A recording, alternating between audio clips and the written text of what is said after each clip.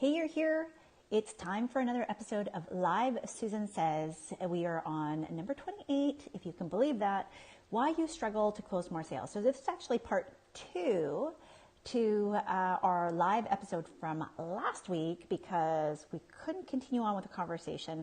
I had to hop on over to my friend Diana's page to talk about being a harmonious CEO. So if you caught me live over there, super happy to have had the opportunity to chat a little bit more about all the things, just all the things. So today, if you're on here, I'd love to hear from you. Why are you struggling to close more sales? What do you think is going on for you? I know that there's certain things that I'm going to be able to talk and share about today. It's going to kind of bookend what I had spoken about last time. So if you're brand new to me, my name is Susan McVey. I'm a business sales strategist. I help business owners, entrepreneurs just like you, close sales with more ease, without the sleaze, so that you can make money and impact while you're living your life of freedom and flexibility. So let's dive right into this. There's a few different things that I wanted to touch on. And because this is a part 2, hi Janae, thank you for joining me. I wanted to just do a quick recap of part 1, because part 1, if you missed it, go back and watch it. It should be the video kind of right underneath this one, was all about the most important part of your sales conversation. And to be honest, it is something that most people don't think about, which is how you open your conversation. So today we're talking about the opposite, which is the bookend, how you close your conversations, and why it is that you actually don't need to close conversations with every single person. So what happens if you are on a call with somebody and you realize, oh geez, this isn't somebody that I want to work with, or they're just at a point in their life where they're not ready for my help, right? They're not ready to work with me. Have you been on a call like that? Let me know in the comments if you have ever been speaking with someone and you realize, oh, I'd love to help them, but they're not ready yet. Yet being the operative word. How do you disentangle yourself from that conversation so that you keep the door open, you're still respectful, but you also don't spend a lot of your precious time speaking with somebody who literally, it almost feels like they're trying to just pick your brain, who hasn't been there, right? I know I have. And then you end up just giving a lot of information and you realize, A, they might not even be ready for that goodness. And B, you just spent a lot of time that you weren't really planning to spend the time on, and you don't feel good about it, okay? So Janae says, I've had that happen. Me too, because sometimes it feels uncomfortable. It feels awkward to extricate yourself from a conversation, whether that is on the phone, on video, on Skype, or even in person. If you are going to networking events, if you are going to business events and conferences where you have an opportunity to speak with somebody and you realize, wow, I can help this person. They need my help. They're looking for my help, but I don't think they're quite ready yet. How do you disengage in such a way that it actually is appreciated by both of you, right? So there is a fine art to that happens when you practice these skills. And lucky for you, you don't need to practice, because I'm going to shortcut you by giving you some scripts that are going to be super helpful. So the opening of your conversation, if you need help with that, I want you to go back and watch last week's episode number 27. Okay, that's where you want to begin. You can still get value out of today, but you definitely want to make sure that you catch the last episode as well. So opening your conversation sets the stage for the rest of the interaction that you're having. And ultimately, if you don't do that properly, you can't get to the close, which is where the ask happens. So too often, so I did a training this week, and my Sales Mastery Society members are going to get this as a bonus for them. But I did a training this week for one of my dear friends, and in her community, they have been struggling with asking for the business, right? Like you're on the phone, you're talking to people, and you're just imagining that people are just literally going to throw money at you. Has anybody felt that way, where you think, well, they asked for the call. Like, if I couldn't help them, why would they be on the call with me? I don't need to ask them, right? Like, when they're ready, won't they just ask me? No. Not necessarily, right? This is the thing that we all need to recognize as business owners, is you need to take leadership on the call. You need to actually encourage them. And if you identified, so here's the thing, when we go to our doctor's office because we don't feel well, we're waiting for our doctor to take charge. We wait for the doctor to give us a prescription or not, and to say, here's what's going on and here's the next step. You either take this or you go home and rest and blah, blah, blah, blah, blah, whatever it looks like, right? We're in cold and flu season. A lot of folks might be going to see the doctor. So that's kind of why I'm using this analogy, but it's really because most of us have been to the doctor. So I'm hoping that this kind of makes sense. When you go, you don't expect your doctor to ask you what you think. Like, do you think you want to do this or this? Now, in certain circumstances, they might, but more often than not, you want them to take charge. You want them to just give you the answer of, if I have this problem, then what do I do? Like, doctor, what do I do? So in this situation, you are the doctor for your potential customer.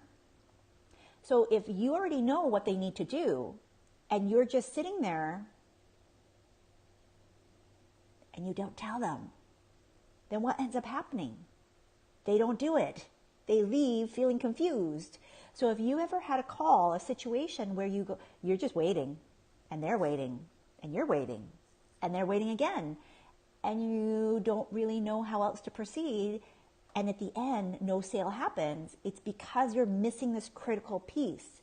You actually have to ask them to work with you. You have to ask them to buy from you, whatever that product or solution might look like.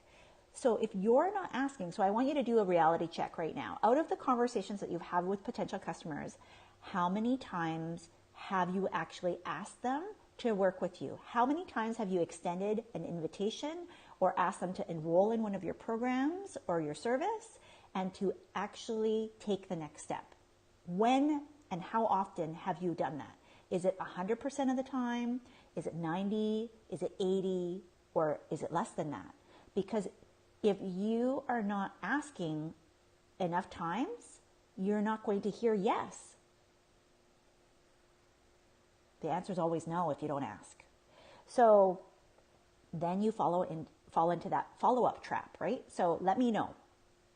Where do you rank yourself in terms of your ability to ask people to work with you, to extend an invitation, to make an offer, to allow them to understand what it is that you do for them and how they might be able to work with you, whether it's a product, a service, a program, something that you're going to be able to help them with? How often do you actually say that? So if you have 10 people on a call and you can help all 10 people, are you making 10 offers? Are you asking 10 times, or is it a smaller number? What does that look like for you? So Janae says 50% if I felt like they were a good fit. Perfect. Okay. So what happens with the other 50%? Is it because they're not a good fit or because you just simply don't ask? I'd love to know that answer. Okay. I'm just checking to make sure that I follow along with my notes because I want to be mindful of time, but also making sure that we hit all these points. So that is essentially what must happen in order to get more sales. You must ask. So if you're not asking, you can't get the end result, which is more customers, more sales, more money. And it might seem like, well, isn't it obvious? That's why they're on the call with me. No, not necessarily.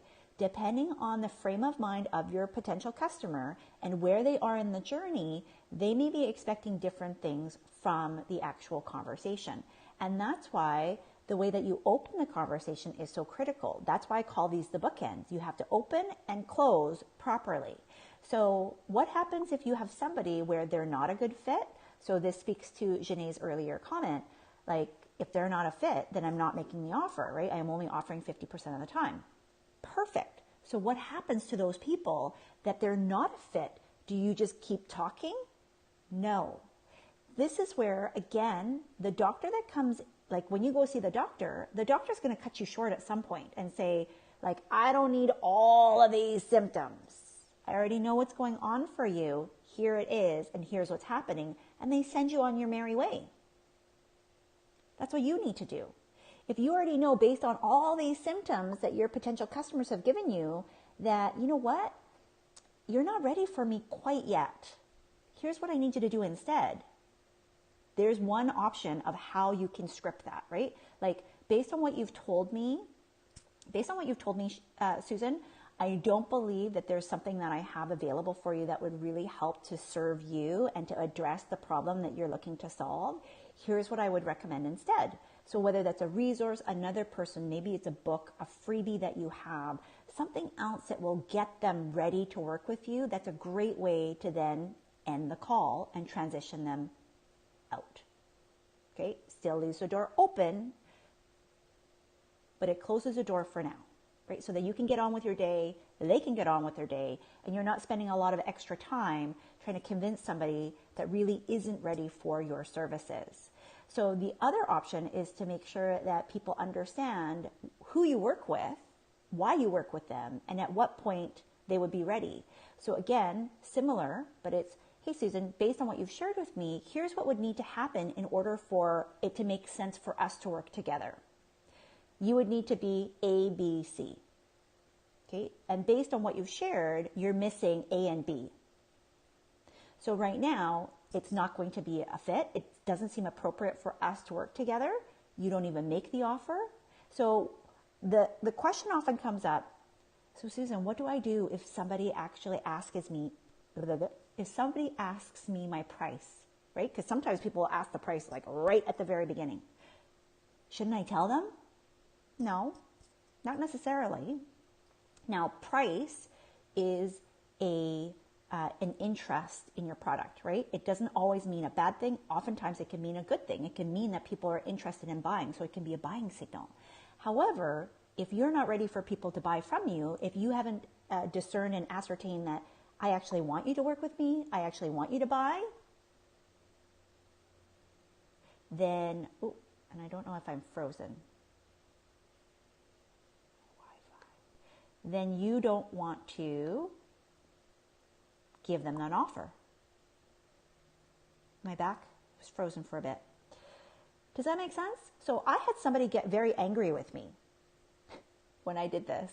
She said, well, what's the price? And I said, for you, it's nothing. And she kind of did a, what do you mean? And I said, well, this program is really exclusive.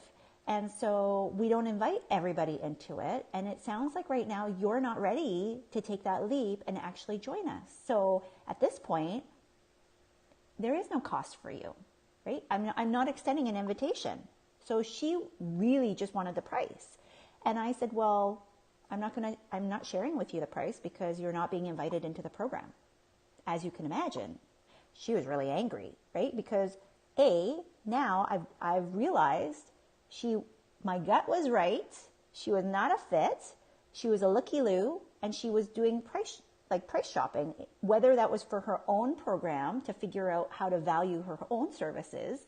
And I share this a lot with my students. While it's great to look at what your competitors are doing, that is not the only factor for how you determine your prices, because you have no idea what that person's secret sauce is and how they've decided their price points.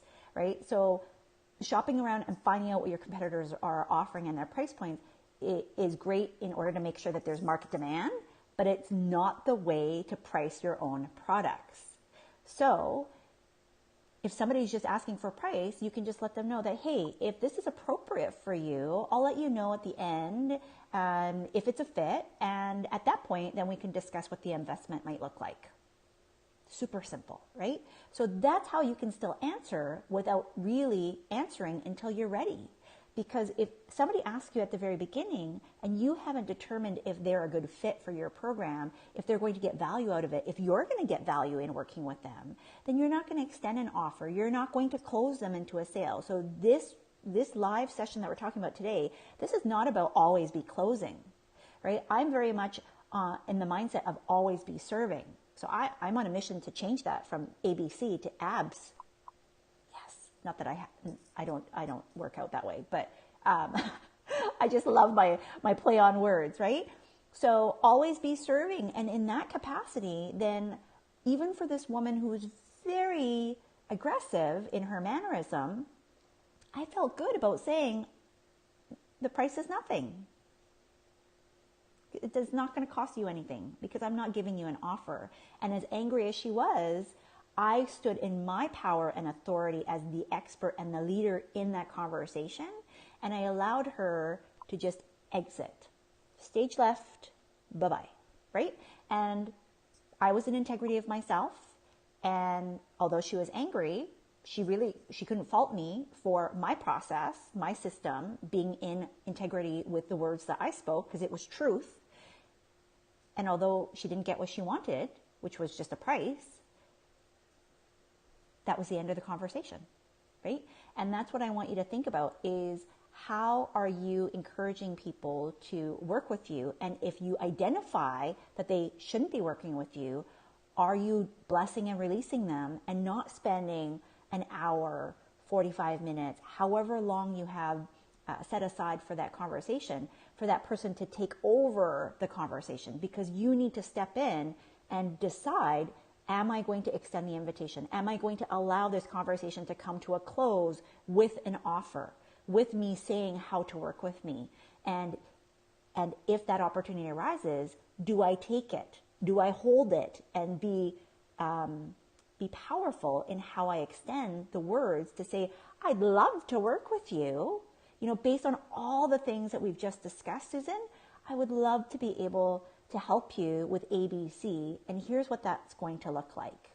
Right? That's a simple way to close. That's a simple way to transition into the conversation for extending the invitation and making the offer. Right? So it doesn't need to sound like very manufactured and overly done. And this is exactly what we go over in my sales program, Sell with More Ease, because it's really about having the tools, the skills, the language that fits you in a way that serves not only you, but ultimately your potential customers, right? Because that's always be serving. If we follow the ABS formula, we want to make sure that we're serving people to our own highest power and good, because even if that person says no, they may turn around, and I've had this happen, where somebody turns around and they go, okay, great, I'm not a fit for you because ABC, you've identified this for me, Susan. But I actually have a friend who has A, B, and C, and they've referred them to me. That's what happens when you sell through service and when you are able to close only those clients that you know that you're here to work with. Make sense? Okay, Janae, I was in the zone. So let me just check. If you have questions, if you're on here live, I always love to reward my action takers by answering your questions for the time that I have available. So we have a few minutes left. I know there's a bit of a lag, so go ahead and throw your comments, your questions in the comments below, and let me see how I can help you as I get caught up here with the conversation. So Janae has said, yes, they weren't a great fit. So I usually give them something so they don't leave empty-handed. Perfect. So if I understand correctly then, 50% of the time, they're not a good fit. So you're extending the offer the other 50% of the time, which means that you're asking 100% of the time for people that you want to work with. Fabulous. I give you a high five, because if you don't ask consistently, they will not volunteer to just work with you. And even if people ask to work with you, if it's at the point where you haven't determined whether or not you want to work with them, you want to make sure first, right? That's you first. And then you extend the offer. So if people are asking, so how do I work with you? So I'll give you an example. Somebody had reached out to me recently and said, I want to work with you in 2019. Oh, okay. That's great. Like, thank you. I appreciate the kind words. I'm really excited that you feel like that would be an opportunity for us. But at the end of the day, they don't decide. I decide. You decide. It's your business, right? You are no longer held captive to taking every single customer that walks through your virtual doors. You get to determine who is that dream client who gets the best results, because you know exactly who you serve, when you serve them, why you serve them, and why they need to work with you. So when you have that complete confidence in knowing, and you have the skills and the ability to articulate that, like say that out loud in words that make sense to them and to you, then it's like an explosion of fireworks that happen, because in that moment you will know when to ask. You will know how to ask. And if you don't know, you're going to say it anyways, and you're going to just figure it out by adjusting. If you're working with any kind of coach, I do recommend, for this particular skill that you work with a sales coach, whether that's me or somebody else. There's lots of resources out there. If you can't work with somebody one-on-one, practice. See what fits for you and your audience, because even with the best framework and formulas, you will need to be able to massage that and tweak that for what actually feels good for you and what your people resonate and relate to. Okay, so Janae says, I gave them the investment assuming they were ready to move forward. Yes, right? And that's, if you haven't decided that they really, really want to work with you and you also really want to work with them, then saying the investment too early on will also make you struggle. But too often than not, what I find is that people are scared to talk about the investment. They're scared to present the offer and give them the opportunity, that they actually don't even say anything in the first place. And that's the first hurdle that we want to get over once you've actually had a good, meaningful conversation. So that's why last week we talked about how to open your conversations, why that's super critical, and that it really shouldn't be rushed. It's going to look different based on you, based on your potential customers and the personalities of your buyers. But it is something that you want to really plan and prepare for. And too often we're winging it. We're winging the entire process, guys. This is what I'm seeing too often. Even for folks who make multiple 6 figures, 7 figures, trending on 8 figures, I have met all kinds of business owners that do not have a process. Let's not that be you, okay? Because when you have a process, you know exactly when and where things have broken down. Wouldn't that be nice? Wouldn't that be fabulous to know that, hey, out of these 5 or 6 steps in my entire end-to-end sales process, this is where I'm going wrong. Like, this is the first breakdown. This is the first area. And then to be able to kind of look at it from data, from proof, and yes, there's some intuition and gut, and for me, it's God. God drives a lot of my decision making. But what if you could combine that so that the logic and the emotion that you're making those decisions, they make sense all around, like from a holistic, entire perspective of you as an entire being. Wouldn't that be lovely? Well, when you have a process, a step-by-step, you can do that because you can see the sinkholes, the cracks, and also the bubbled ups, like the things that work really well, then you're going to go, oh, got it, nailed it. I'm going to keep doing that one because I know that it works. Okay, so, Janae, that's where my mind was, always be closing, ABC. Yeah, and so ladies, this is specifically for you. And guys, if you're selling to ladies, this is also for you. We have been, and I mean collectively, myself included, we have been taught a lot of sales strategies and tactics that are male-dominated and male-focused, which works to a point. In today's day and age, and I apologize, my nose is running a little. In today's day and age, women are behind and influencing the majority of purchasing decisions around the world for all kinds of things. So I want you to think for all of the things that have been purchased, and they're not even just for us, right? Like I want to think there's things that I buy for my parents. There's things that I buy for my in-laws that I influence their purchasing decisions for my kids. Like that is the power that women have. And yet we are being taught how to buy and sell, or we're being taught how to make these purchases by a male-dominated way of thinking. And that's why the struggle to close more sales, the always be closing, doesn't feel so great when you are a woman trying to do it and when you're a woman receiving it. Like, you know what it feels like when somebody's trying to close you. Ladies, can I get an amen? Amen.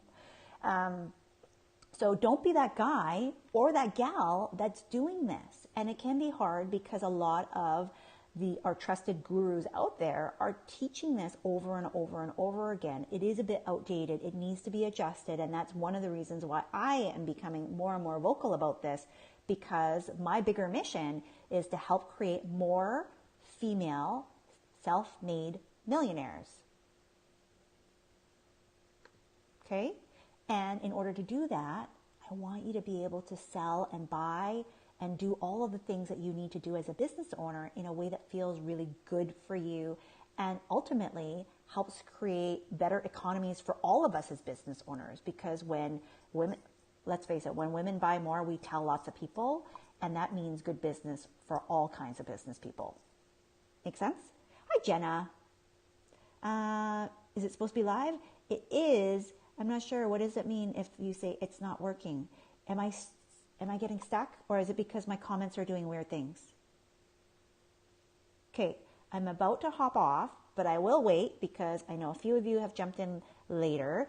Go back and watch this replay because it is a good one, and my Wi-Fi is doing weird stuff, so I hope that it's not me that's getting stuck.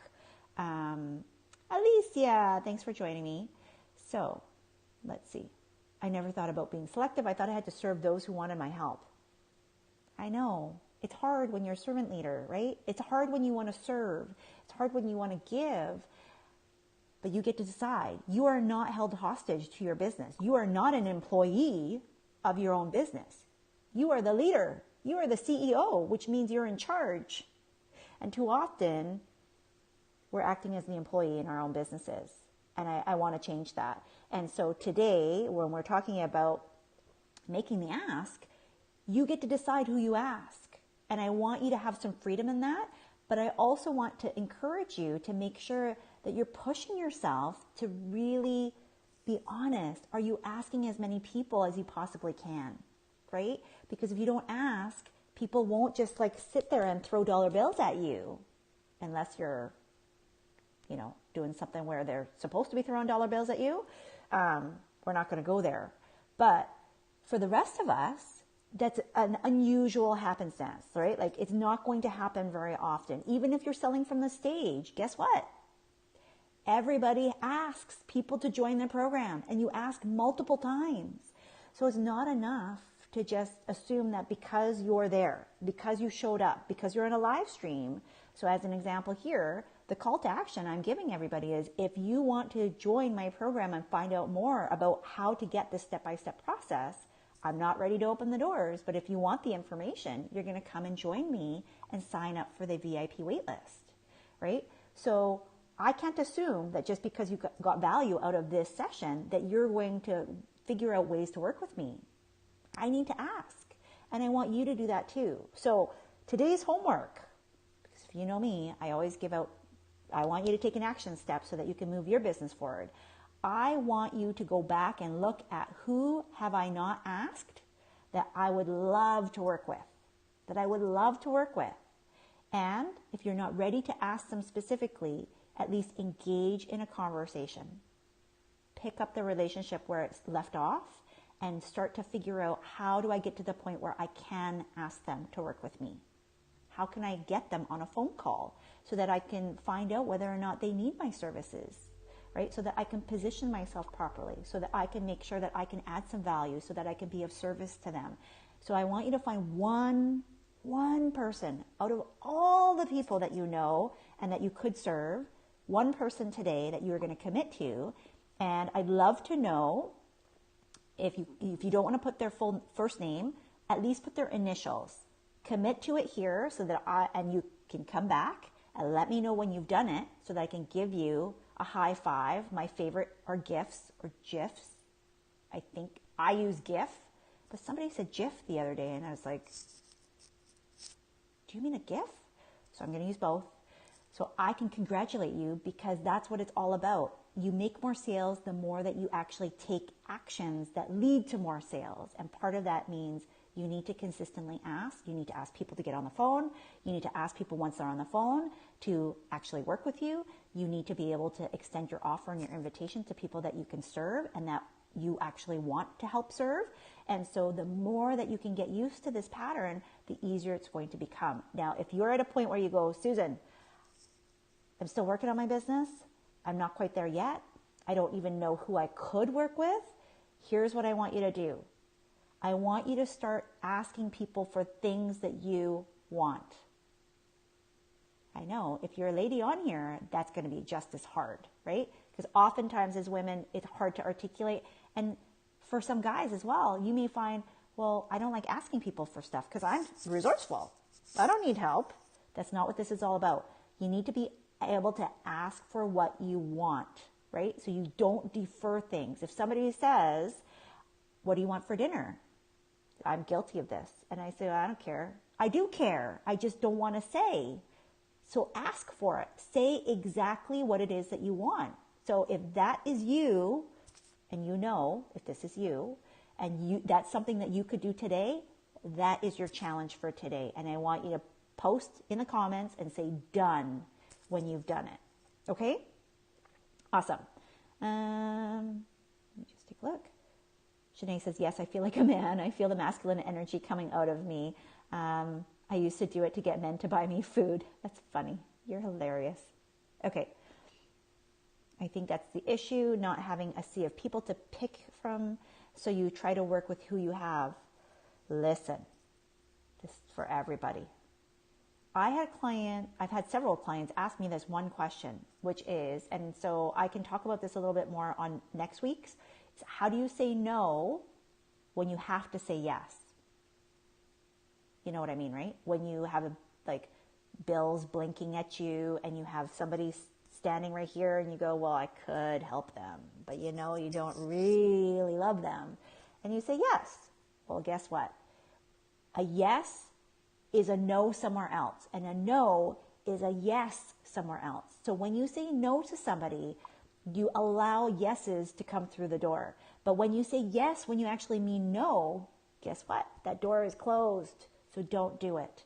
And I know it's hard when you're struggling. I know it's hard when you're starting out. I know it's hard when you're trying to up level and you're trying to pivot.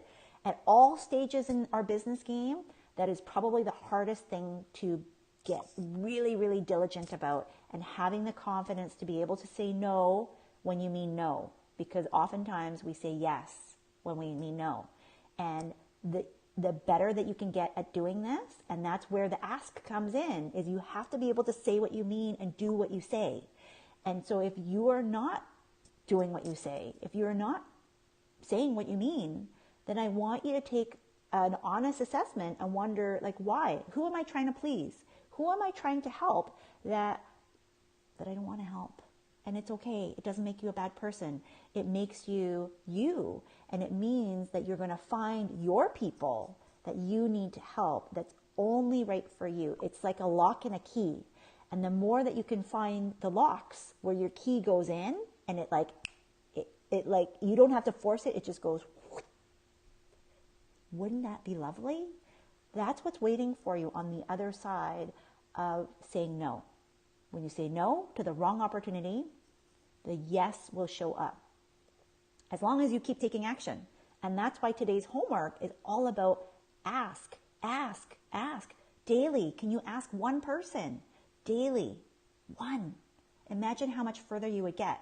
We still have time, guys, before the end of the year. I know some of you are like, it's over. No. Imagine if you have asked 10 people. Statistically, do you know what would happen if you're asking the right 10 people? You're going to make at least one sale, if not two. What would that mean to you today? What would that mean to you before the end of the year, to be able to celebrate Christmas and New Year's or whatever holidays that you celebrate, to be able to say, I got one more sale, yay, right? What would that mean if you had those skills to be able to do that and to deliver that consistently? That's what it takes to be a business owner, is to do the hard things when nobody else will. It's hard to ask for a sale, for sure. Even now, for me, I'm a sales coach. There's still days where I'm like, I don't want to do this. So I hear you, I understand, but that's what it takes in order to build a business of your dreams. That's what it takes to help the people that you're here to help. And that's what I want you to do today, is if you're struggling, is to move closer to one person that you can ask, one person that you can help, and practice that skill over and over and over again. knowing that when you do this, you will make more sales. Now, if you're struggling with other pieces, please come and join my free Facebook group, Successful Sales Strategies. Let me know where you're struggling so that I have tons of resources. You can come on over in there. But if you're ready for a little bit more, come and join us in Sales Mastery Society. And I can dig into a little bit deeper. Okay? You hear you. Aw, thank you. It was a headache. Yes, don't do that. It goes for everything. Relationships, life, business, health.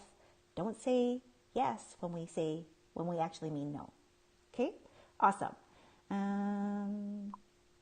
Perfect. Challenge accepted. Yay! I can't wait to celebrate you. Okay? So remember, if you've done the challenge, say done. And I'm going to give you like a woo-woo gif and be super excited for you. But more importantly, you're going to be excited for you. That's what it's all about, right? It's great for me, but ultimately, you're going to reap the rewards of your action taking and the seeds that you're sowing today that are planted for the future, that you're going to be able to say, here's why that happened, was because that day that Susan told me to do this, I've done it, and I've done it every day since. And now, a month, a week, 3 months, a year from now, my business is in a very different place. And I promise you that if you actually do this one activity, ask somebody daily, one person, you will be astonished at how much further your business will move forward. Just this one thing. I promise you. Okay? Aw, thank you. Shout out SMS. Yes, I love my SMSers. So Sales Mastery Society, you can find out more details, salesmasterysociety.com. There's a link up here if you do want to get on the wait list for our sales program. It's probably going to open in the new year. I'm just finalizing dates with my team. Super excited because we're actually going to dive in deep into all the nitty-gritty details and get you going. Okay? So thank you so much for joining me. I know I was a little bit late today. I had a call, but my plan is always to be here Wednesdays at 1 p.m. Pacific time for our next episode of Live Susan Says. So thanks so much, and we will see you again next week. Bye-bye.